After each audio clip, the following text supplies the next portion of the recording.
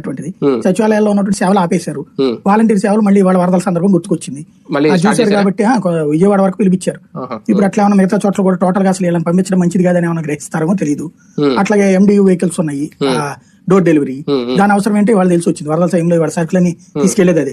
లేకపోతే కనుక ఏ MRO వాళ్ళకి వాళ్ళకి అప్పు చెప్పుంటే వాళ్ళు లారీ ఓనర్ల అసోసియేషన్ వాళ్ళు చెప్పి నాకు 100 లారీలు పంపించని చెప్తే ఈ 100 లారీలకు నాకు ఇంత కావాలని చెప్పి అసోసియేషన్ వాళ్ళు చెప్పి దాంట్లో కదా పంచాయతీలు చేస్తే ఇంకో 10 రోజులు పట్టేది వరద సాయం అందడానికి. వెహికల్స్ రైలు ఉన్నాయి కాబట్టి వచ్చేయండి అన్నారు, ఇస్తున్నా. అదే కాబట్టి పెద్దానికి కూడా ఏదైతే జగన్ చేసిన తప్పని చెప్పి చెప్పుకొచ్చారో అదే ఇప్పుడు ఉపయోగపడుతుంది, ఆ వ్యవస్థలో ఉపయోగపడుతుంది. కాబట్టి ఇప్పుడు మరి ఆ వ్యవస్థను తీసేస్తానంటారా కొనసాగిస్తానంటారు చూడాలి. అంటే వ్యవస్థను దారిలో పెట్టడం ఒకటి, లేదంటే వ్యవస్థను తొలగించడం ఒకటి. అంటే ఈ రెండాట్లో ఏం చేస్తారు చూడాలి. ఇప్పుడు మనం కూడా దాంట్లో వాళ్ళకైతే తీసేయాలని ఉంది, కానీ ఇప్పుడు అవసరం తెలిసి వచ్చింది ఏంటనేది.